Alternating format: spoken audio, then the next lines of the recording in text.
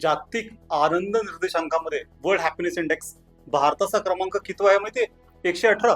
आणि पाकिस्तानचा 109. म्हणजे पाकिस्तानामध्ये लोक जास्त आनंदी आहेत आपल्यापेक्षा. अगदी मोझॅम्बिकमध्ये किंवा इराकमध्ये किंवा अगदी युद्धग्रस्त युक्रेनमध्ये सुद्धा आपल्यापेक्षा लोक जास्त आनंदी आहेत. असं कसं काय?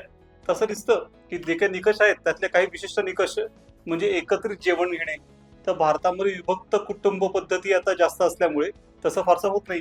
किंवा ट्रस्ट, विश्वास, एखादं पाकिट रस्त्यावर टाकलंय तर ते परत मिळेल का, या बाबतीतही भारत कमी पडतोय. किंवा इतर काही गोष्टी म्हणजे पर्यावरणाचे संरक्षण हा एक मुद्दा आहे.